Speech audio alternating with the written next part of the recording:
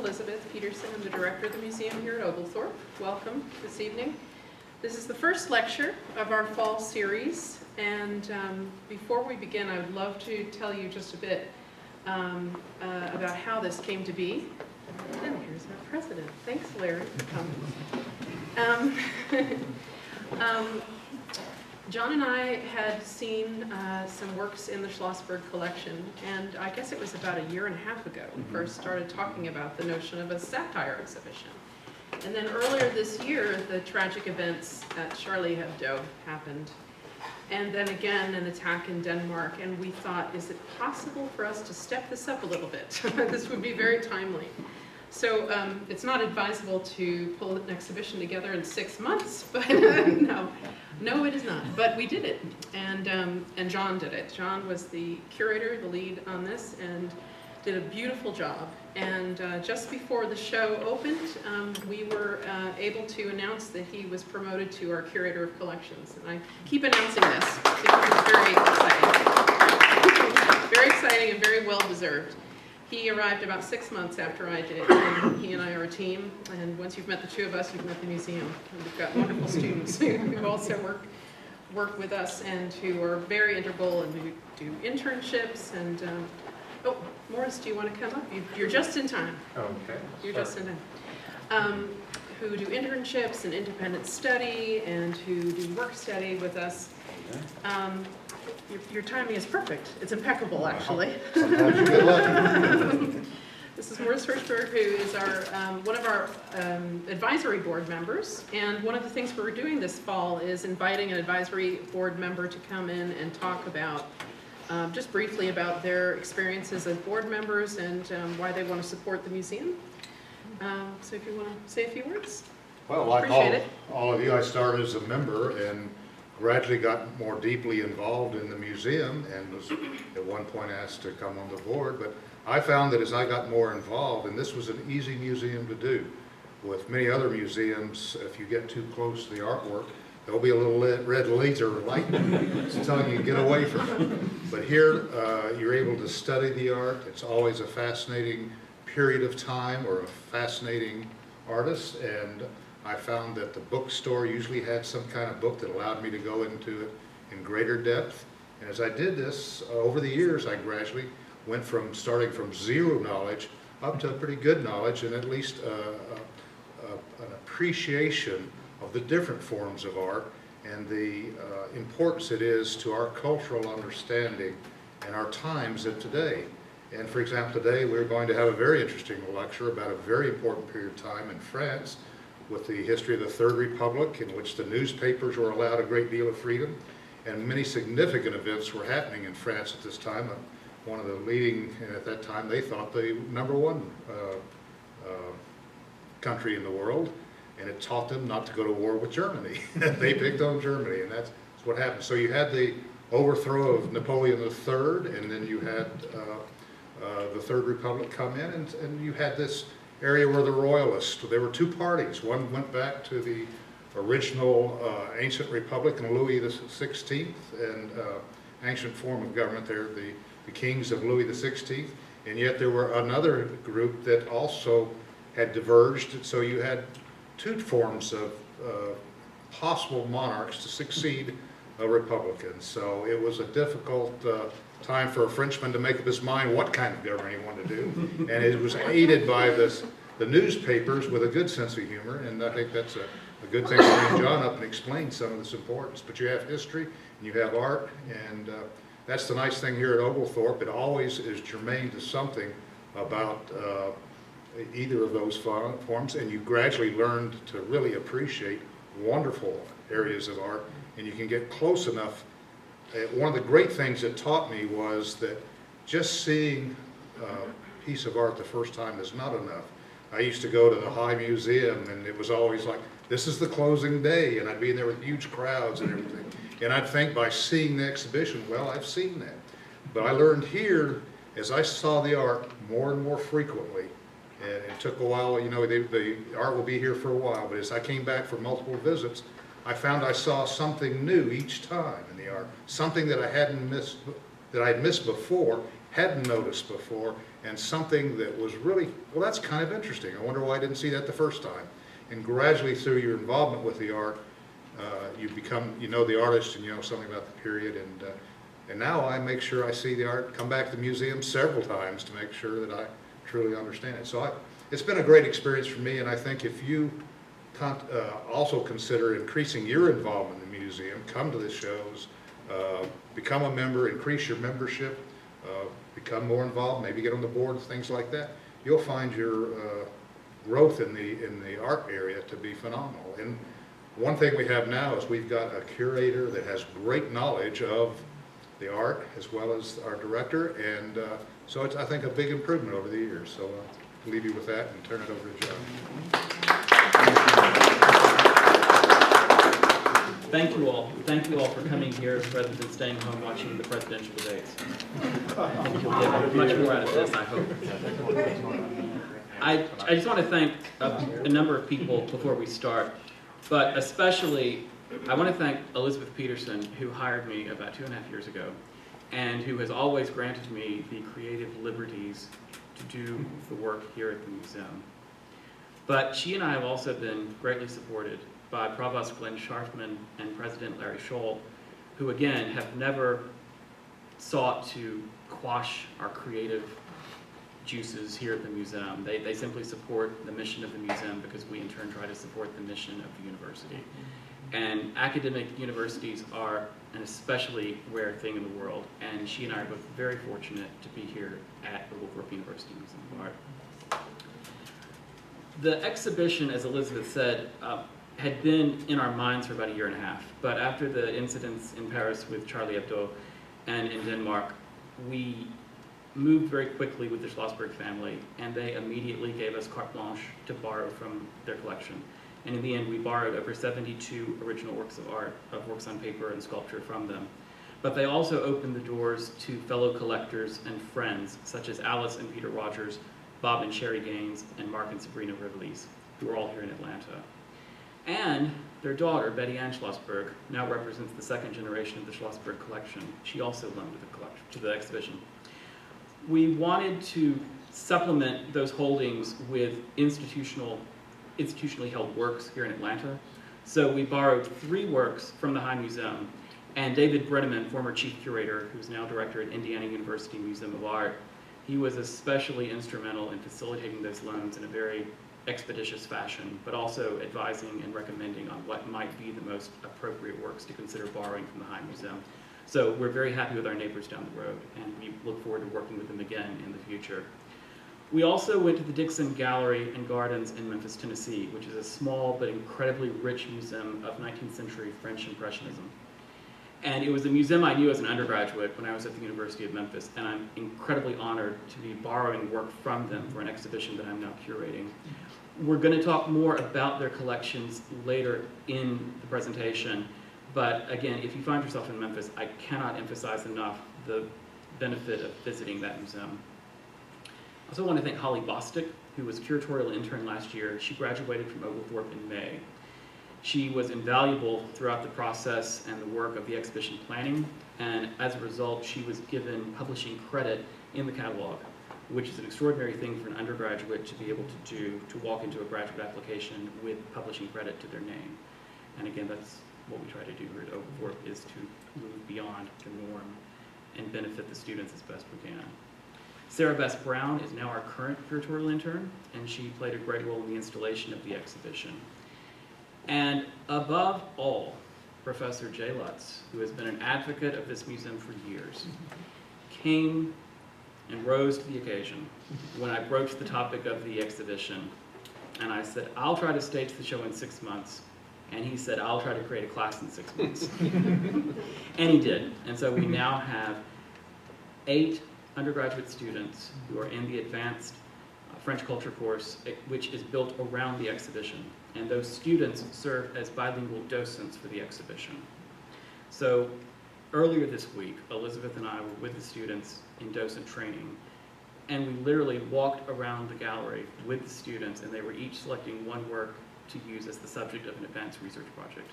And so as a student, to work from the original object is invaluable. And I've always felt that that was a necessity for undergraduate and graduate students of art history. And again, we have that opportunity here because of the museum. I also want to thank David and Constance Yates, who are revered art dealers of 19th century French art, who are based in New York. They'll be visiting on October 7th and lecturing here at the museum. They have handled approximately 45% of all the work in the exhibition they've sold to the respective owners. And they're great scholars as well as dealers. They've also made one gift to the museum on the occasion of the exhibition that you'll see in the show. And because this is a fairly small group, after the talk, if you like, we'll walk through the galleries and look at work, if you like, and discuss it in more detail. So, Elizabeth, if we can start. 19th century France. There's a lot going on. But one of the things to keep in mind throughout the exhibition is the emergence of a rising middle class. And they wanted to follow their aristocratic and noble counterparts in the collecting and connoisseurship of art. So they began to look at works on paper because they were more plentiful, they were less expensive. And so in the 19th century, you begin to see the emergence of works on paper coming onto the market, and people collecting them, caring for them, studying them, dealing in them. And there are great examples here in the exhibition. But also in the 19th century, there was a resurgence of fear over the printed image, much more than the printed word, because of literacy issues. The illiterate could interpret the image far better. They couldn't interpret the word at all because they were illiterate. And so we do have this wonderful quote: "There is nothing in the world more dangerous and whose danger is propagated more quickly than the sale and exhibition of drawings which offend mores or laws which manifest factious intentions." And this is a portrait of Louis Ferdinand Bonnet, who was a deputy to Louis XVIII. But we really need to go back to the 16th century, so if we could have the next slide. In the reign of Henry III, King of France, who was not the most popular king of France, he often dressed in women's clothing and was obsessed with his pet dogs. And so you have this satirical pamphlet that was printed in 1605 by Thomas Artus, known as entitled Les Hermaphrodites, because they were calling into question his gender and sexuality. But also this rather rare work on the right. It was painted in France around 1900, but it's a copy of an original 16th century painting in which King Henry III is portrayed as a Lauchen, a pet dog. So again, you can see that the populace really didn't care for him at all. But if we go forward to the 19th century, in 1789, there were two major legislative decisions carried out in France that summer.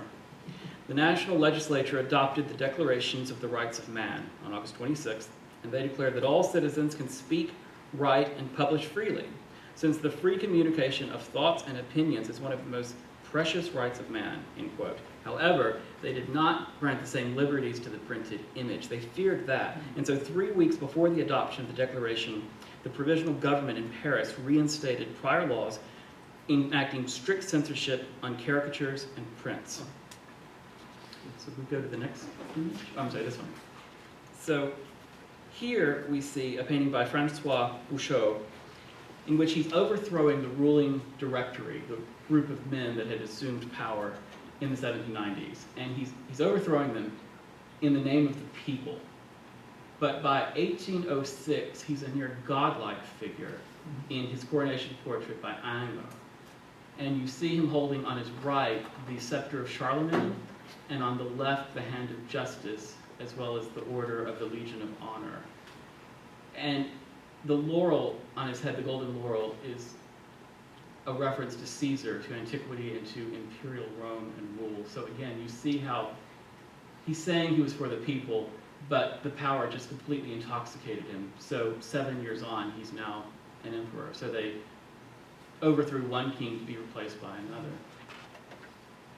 And during his reign, you saw some of the strictest censorship laws in place.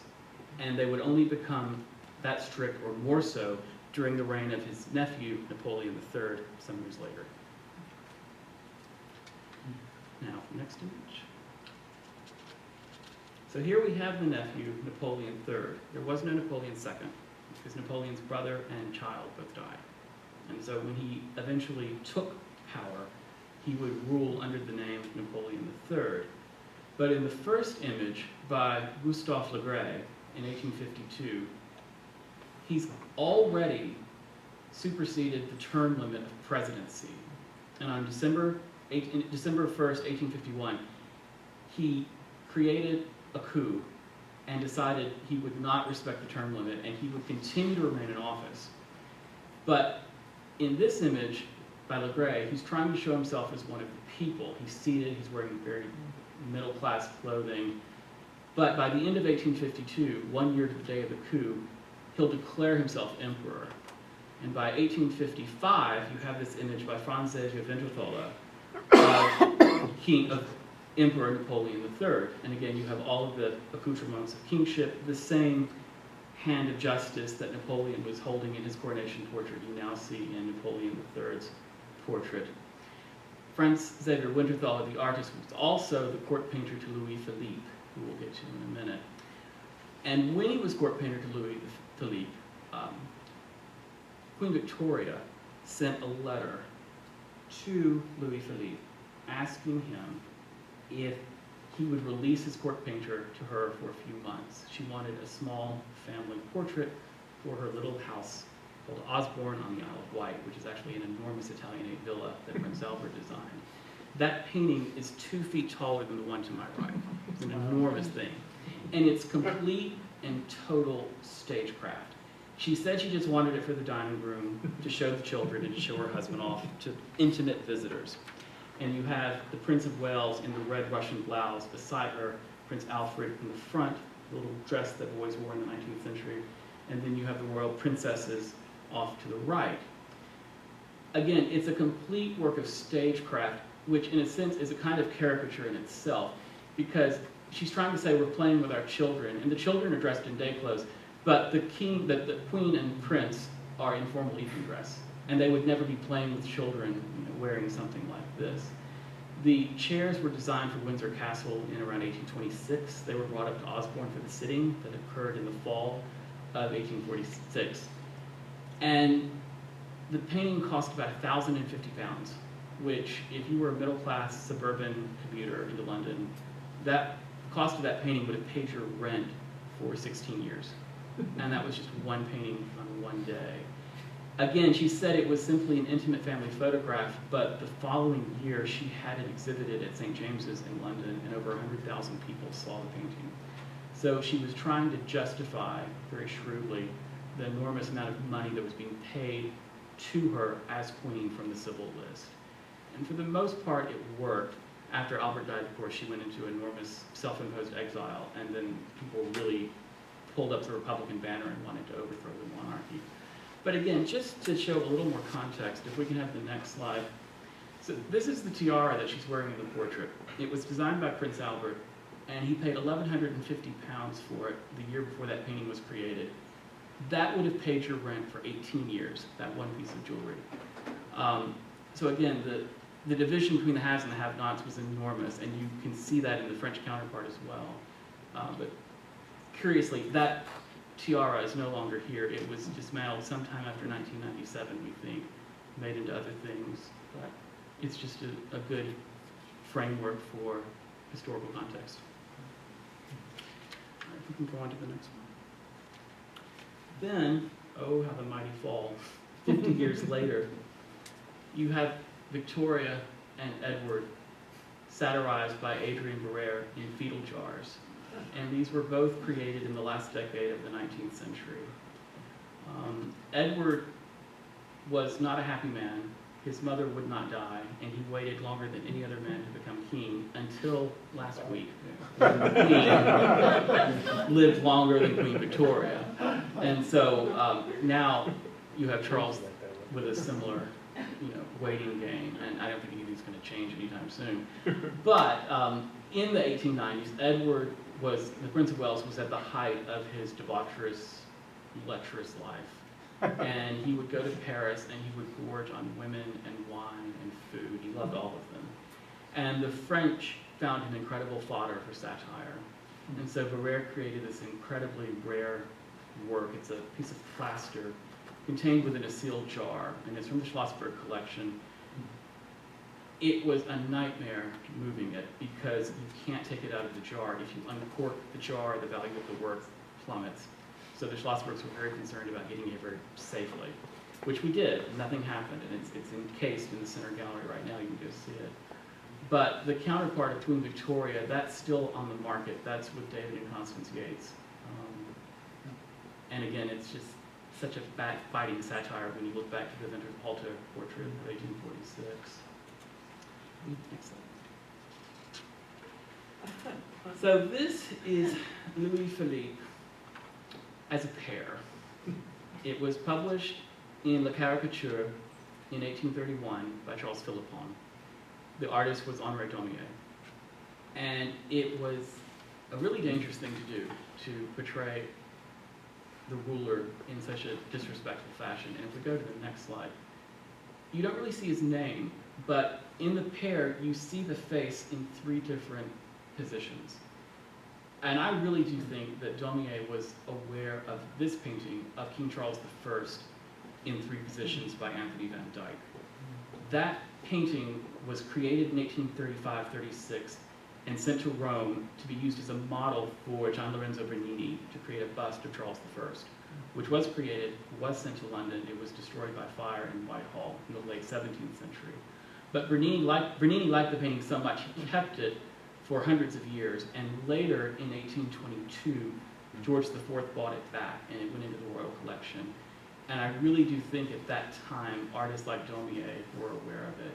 And so even though he's not calling the lithograph Louis Philippe, he's paying very subtle homage to his role as King Emperor. But Louis Philippe didn't like it, and he sent him to prison in 1832 for 6 months. And originally he was sentenced to the fortress at Saint-Pelage, but later was moved to a nursing home on the Rue de Chalot, which was directed by Casimir Pinel, who was the nephew of the famed psychiatrist Philippe Pinel. And so during this time, Daumier was able to observe a lot of mentally ill patients in his presence. But the nursing home transfer was seen as a way to lighten the severity of the punishment. If we go to the next slide, we often believe that he used the time in the asylum to create studies, which he would then illustrate in his lithographs later. Also keep in mind that Honoré Daumier's father moved the family to Paris in the early 19th century, hoping to become a court poet, and it failed, and he went insane, and Daumier's father spent the rest of his life in an asylum. So again, Daumier was always very concerned with the inner psychology of individuals and applied that knowledge to the creation of his work. But what we're looking at here are 2 examples from the Bust de Parlementariens, the head of the parliamentarians, which later was retitled the Just Milieu, or middle of the road, so to speak, the just middle. They were commissioned by Charles Philippon, who was the editor of La Caricature, by Daumier. And Daumier created 40 sculptures in unbaked clay, which were then painted in oil. They're incredibly fragile, and only 36 of them survive today. Philippon's family kept them for many, many years until they were later sold to the Gallery Rue Galec. And at that time, artists were brought in and casts were made of the clay. Those casts in turn were cast in bronze, sometime between the 1920s and the 1960s. And the example on the left is the work from the exhibition, which is on loan from the High Museum, and it is a posthumous cast. All 36 of the original sculptures are now at the Musée d'Orsay, but this is a wonderful, rare example that we're able to enjoy, which in the show are placed alongside lithographs and drawings by Daumier, because Philippon's idea was that he would have Daumier create these 40 models of notable individuals, including 26 parliamentarians, and that they would then be used as maquettes or studies for lithographs for years and years to come. But Philippon and Daumier had to be very good friends, because it was because of Philippon that Daumier went to prison, and he still carried out acts of friendship for him. So if we can go to the next slide, we come back to Napoleon Third. And a lot of artists, writers, intelligentsia really supported Louis Napoleon when he was to become president of the Second Republic. But once he seized power for himself, they turned their backs on him, and they were enraged. Victor Hugo went into self-imposed exile and spent years at Guernsey before he finally returned to France. But this is Daumier portraying Napoleon III as Caesar with a cigarette. And it's just a wonderful thing, but it's incredibly rare because Daumier never would have exhibited this work during the reign of Napoleon III. It was too dangerous. This is also from the Schlossberg collection, and it's just a jewel of a thing to have. But if you remember the coronation portrait of Napoleon I, where he's wearing the golden laurel, he's referencing that iconography in this caricature. He's also showing Napoleon III in profile. And that, again, recalls antiquity and imperial Rome, where cameos and coins would betray the emperor. So it's undeniable images of kingship, but in a very disrespectful fashion. We go to the next slide. And then it becomes even worse, because on the right, you have Rodolphe Sailly, who was the founder of Le Chat Noir, portraying Napoleon III as a criminal being led away by the eagle of the French Republic. And he's being taken into this criminal investigation department, which is the 19th century French equivalent of the FBI, where they're going to photograph him, document him, and try to unearth all of the horrible crimes he committed against humanity. In 1878, when Hugo was back from exile, he created this frontispiece design for the journal Le Justicier. For Le Petard, the journal, Le Petard, which was also translated as the fireworks. And he's branding Napoleon III with the date December 1851, which was the date that Napoleon set aside the presidency and was beginning to declare himself Emperor of France. The Schlossbergs found this in a pretty obscure place in their travels in Europe, and we included it in the 2013 Victor Hugo exhibition. And we were able at that time to discover that it was by Alfred Le Petit, who was the editor of Le Petard Journal. And he also created a lot of the frontispiece designs for those journals. So it's really quite a wonderful find. Next slide. So now we get to Jean-Baptiste Ether Bay, who was known as the Little Court Painter. He caught the eye of Marie Antoinette at court, and he was very gifted at creating small-scale portraits of the ladies and gentlemen of the court. They're not necessarily portrait miniatures because the scale's a bit too large, and they're often painted on paper, not ivory. But here you see two iconic examples of Jean-Baptiste Ether Bay. One is Joseph Cunard, the sculptor, which the Schlossbergs acquired in Paris earlier this year, which is not in the show. And the work to the right is the famous Princess Levins, who was a Russian princess, wife of a diplomat. Tsar Alexander I said if she did not wear skirts, she would be the most famous diplomat in the world. He loved her, and he would put her on diplomatic missions in England and France and elsewhere.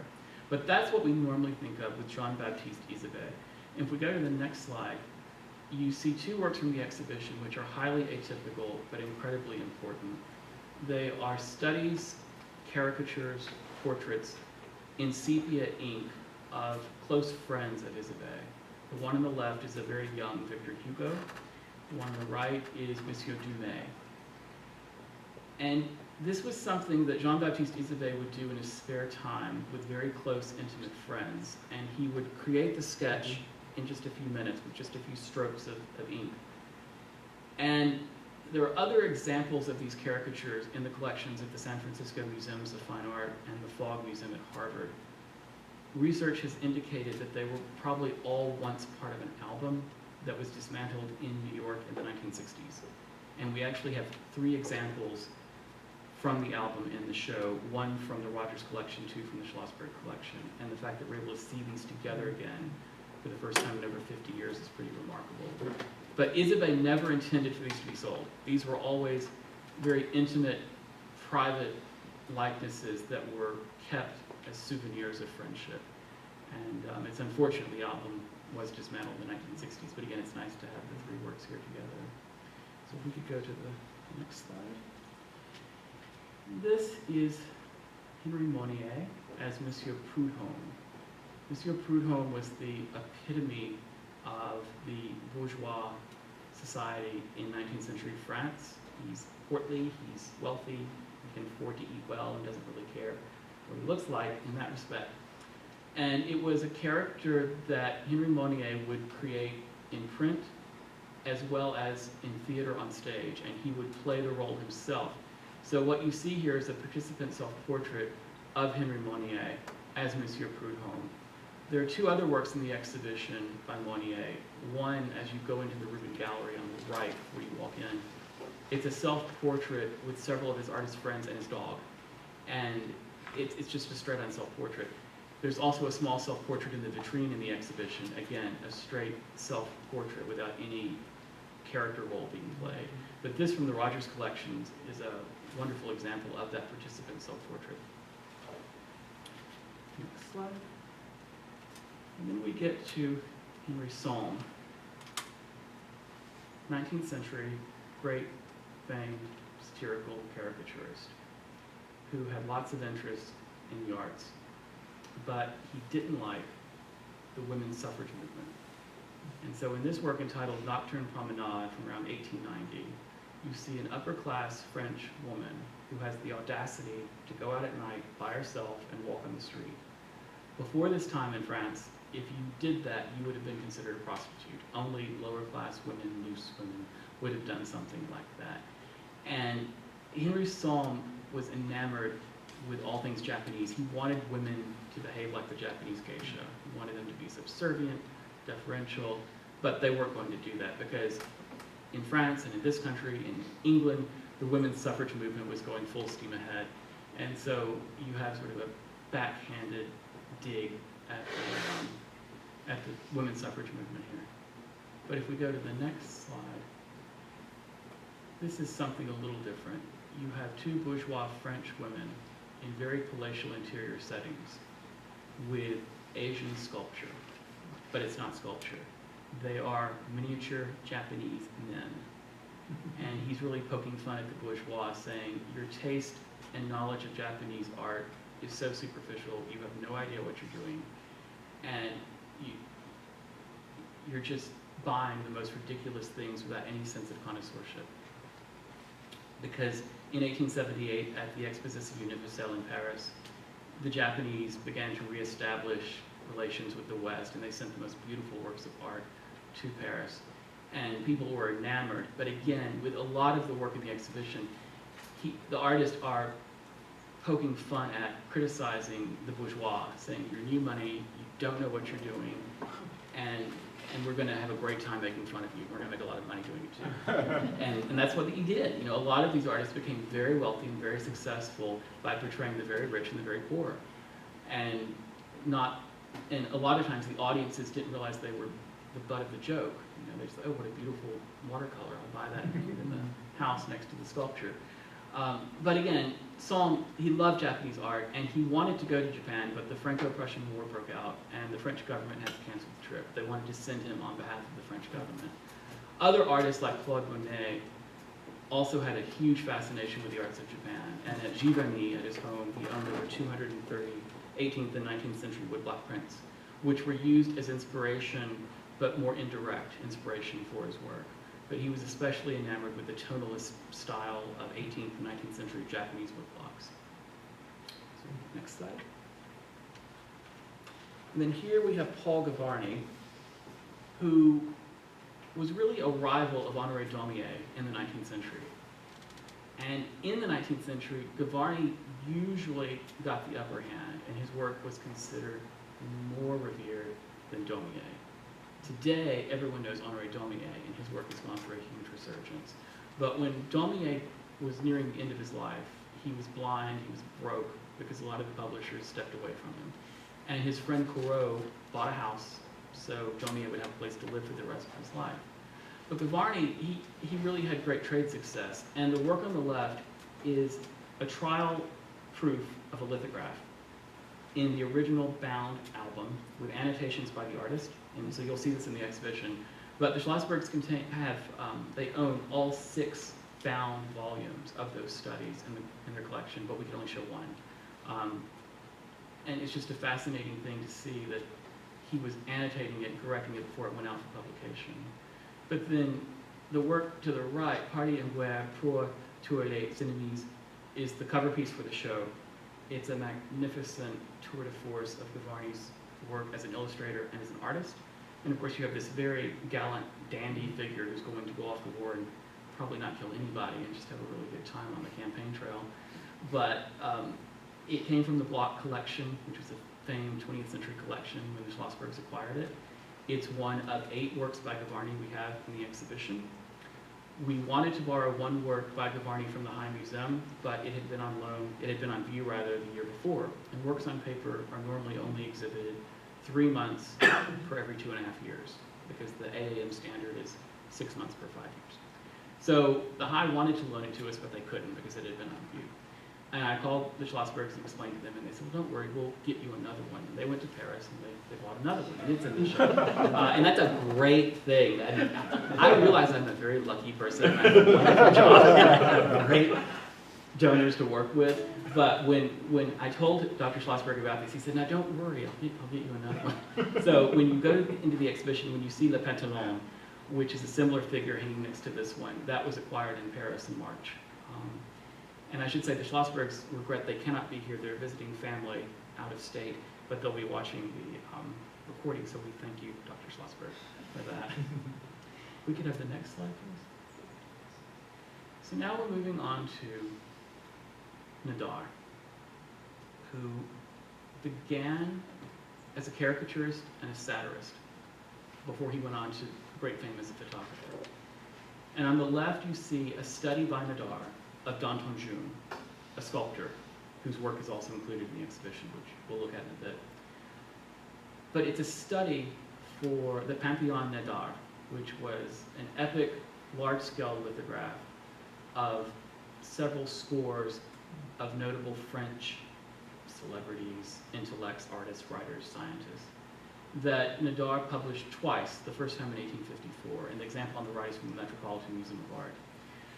The work on the left is from the Schlossberg collection. It's one of 4 works by Nadar that the Schlossbergs loaned. The Revellises also loaned a 5th work by Nadar. So we now have 5 studies from the Pantheon Nadar on one wall in one room, which is quite extraordinary. But Nadar dropped the mantle of caricaturist later because he was experimenting with photography. And he was really good at it. And if you go to the next slide, you have this wonderful lithograph by Daumier entitled Nadar Raising Photography to the Height of Art, in which he's in a hot air balloon photographing Paris, which he really did. But Daumier couldn't resist the temptation to dig at his friend Nadar. And by the 1870s, Nadar was incredibly famous and comfortable. He owned his own studio. He could do as he pleased.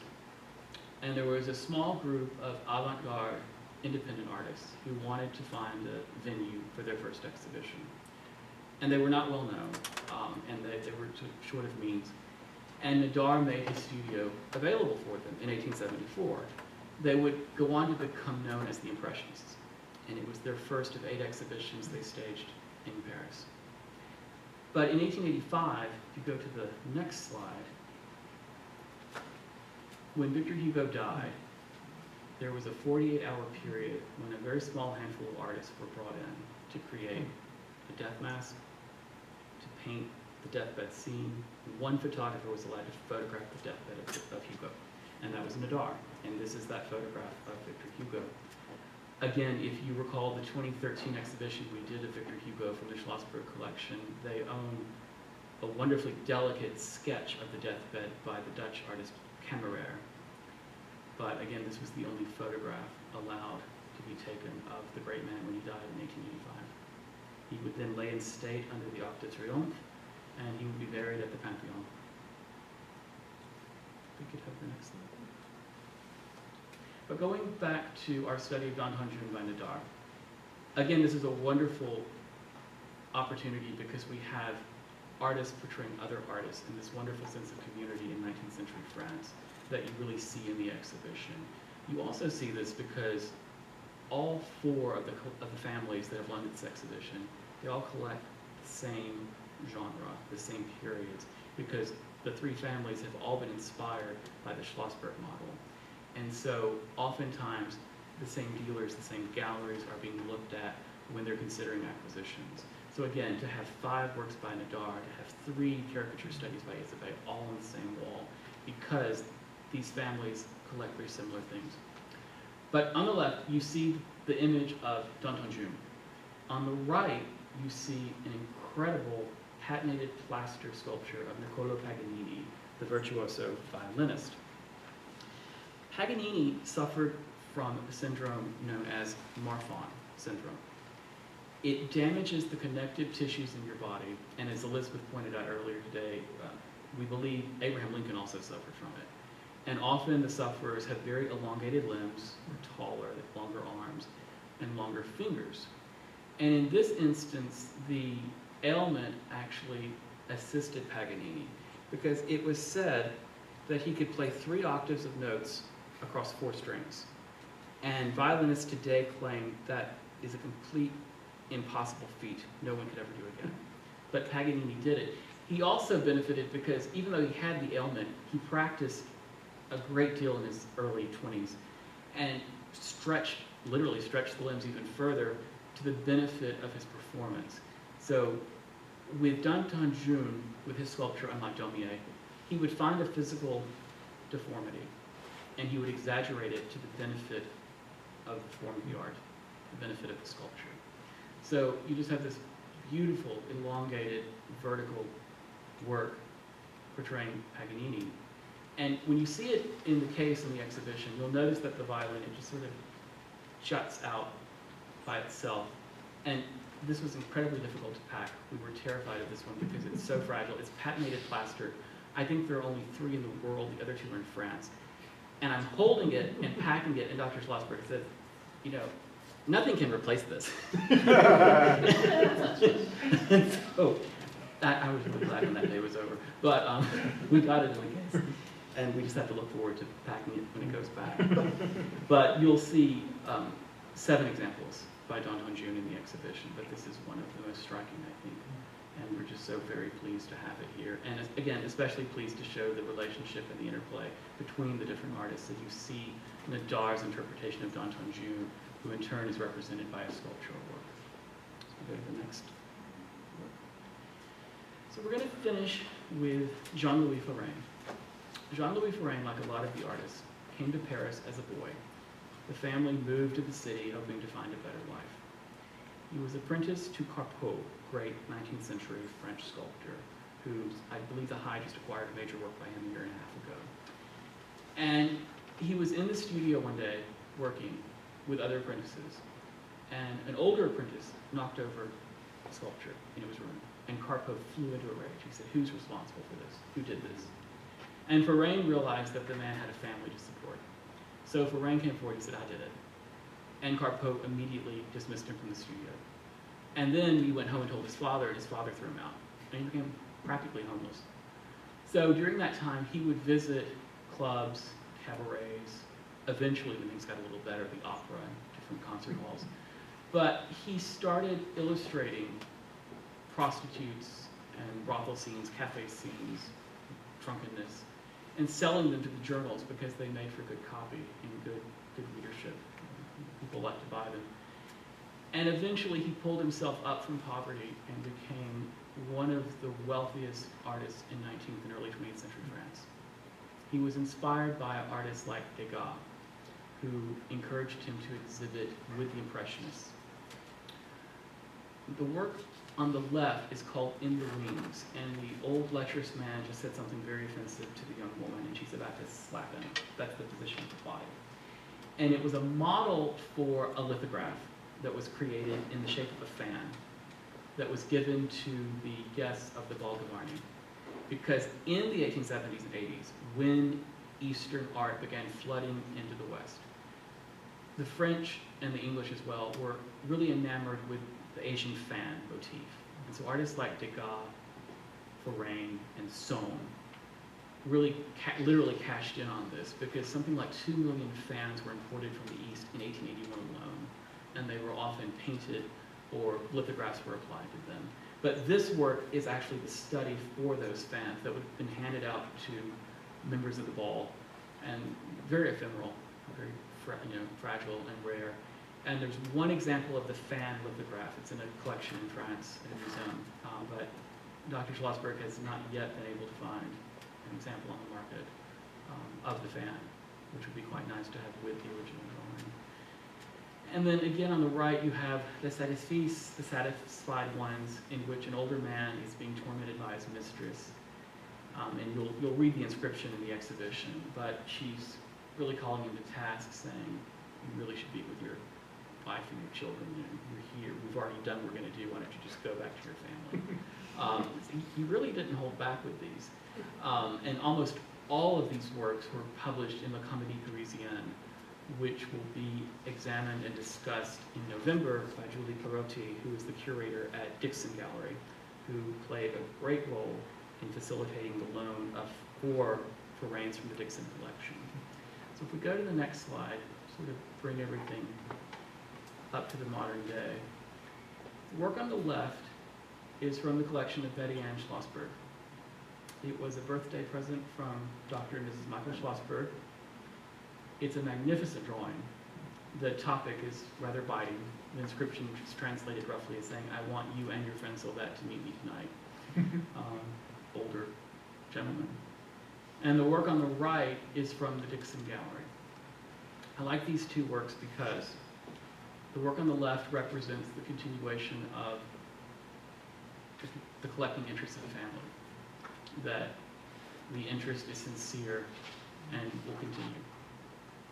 The work on the right is one of 57 works that were put together in Paris in the 1980s by Galerie Hopkins Thomas, formed by an American expatriate. He formed the collection of Forains in his gallery, and like most good dealers, he wouldn't show good things to just anybody.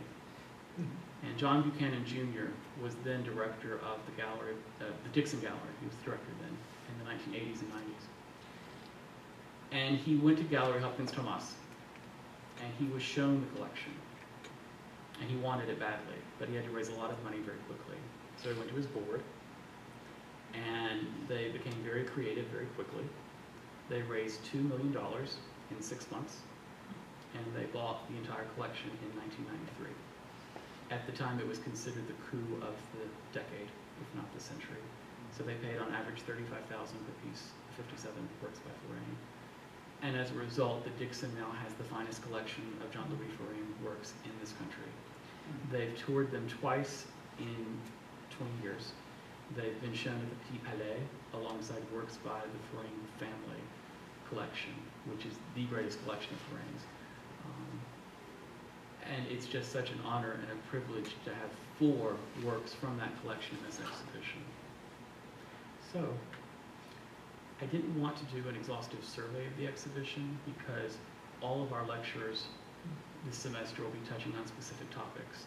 But I hope this was a good introduction to the exhibition itself. Thank you.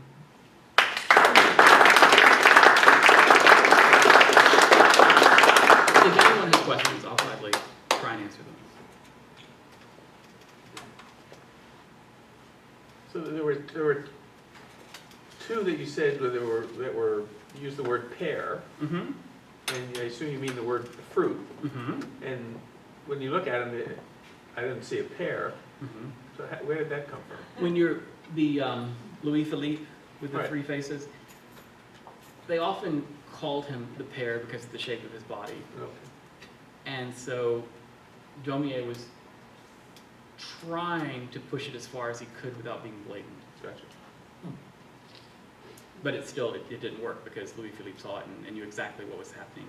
Because the iconography of the pear during Louis Philippe's reign was explosive, and all the artists tried to do it in a discreet fashion without getting caught. Yes? Could you say a word or 2 about how interest developed in Daumier in fairly recent time? It all started in the last years of his life. Again, Corot bought the house, so he'd have a place to stay. And this group that worked with artists like Madar, that they've become known as the Impressionists, they rallied around Daumier. And in the last year of his life, they hosted a retrospective exhibition trying to raise money for him. And it sort of took, but not quite. But you had artists late 19th, early 20th century that began to revive interest in his work after his death. And then by the mid to late 20th century, it's just been eclipsed even more. But again, at the time, everyone knew Givanni. People didn't think much of Daumier. Today, no one's really heard of Givanni unless you're in specific circles of connoisseurship and collecting. And his work is incredible. And that's the other thing to keep in mind with this exhibition. You're going to see a lot of names you don't necessarily know, but you might want to, because they're still on the market, and it's a good time to buy them. Because they're not going to be so plentiful and so available in about 10 years. When did it actually change the political atmosphere in France and they allowed it started to be legal? Eventually, and I defer to Professor Lutz for this, but I do believe eventually Napoleon III began to relax censorship toward the end before he was overthrown. Would you agree with that, Jay? Yes, Okay. And then you have the Third Republic. which for the decade of the 1870s was a very conservative regime run basically by royalists. And then you have what gets called the Republican Republic that develops with Jules Ferry in about 1880. That's at the time that the Marseillaise becomes the national anthem, the 14th of July becomes the national holiday. And then you have, with a relaxation of censorship, that's when you have this explosion of all sorts of print, and much of it very radical. Thank you. When Baudelaire speak about Daumier Mhm. in the Salon of 1846, I think. Mhm. So was he exposed was Daumier allowed to expose in the Louvre this time? Because he painted, like the massacre of the Rue Transmontane, is pretty political, and he didn't get in jail for that. So it was only once the king was, When he it wasn't directed, only at the time when the king was portrayed that he went to jail, but before he did some kind of strong caricatures. yes, I mean, he criticized the government indirectly, but he did it very strongly, right? exactly. But he got away with it. He got away with it, yeah. Okay. He didn't always get away with it, but he got away with it. Yes, Glenn. So John, you've shown these works that satirize life and kings in these periods that I would characterize as either governed by monarchs or kind of conservative regimes. So do you have anything, or are there artists, right, we don't have anything from 1848 or from 1871. So these artists are people who are making fun of the royal court artists or the kings and the pomp and the circumstance. But so we have these interludes in France where we get these, we have a commune, we have a uprising, we've got republics. What do these artists do when the people who I presume that they want to take over and don't do so well? Do they satirize them as well? They do, because you saw that with Louis Napoleon, where people like Hugo supported the election as president. And then as soon as he seizes power for himself, Daumier and then later Hugo will come back and brandish revenge against him and speak against him. So anyone who's in power or anybody who's... Anyone that goes too far. It's one thing to be an elected officer, but once you seize the throne for yourself, and you saw that with Napoleon I, where he's overthrowing the Directory in 1799. He's very much of the people. And by 1806, he's a complete megalomaniac. In fact, we had an example of that in class last week. We're reading the very long, the large collection of satirical aimed at Napoleon III called Les Châtiments. And so it's a major undertaking. And so one of the things I've done as a professor is just say, read everything, but help me decide what it is we're going to talk about, because we're not going to talk about all 400 pages. And one of the students selected a poem that stood out that was from, he dates these, and it describes 1848, and it's basically a retrospective apology for having been so moderate, but at the same time saying, but I wasn't out there with the barricades, but I saved some people, and I was up there talking.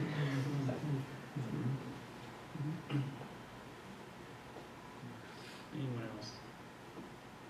Well, thank you all again.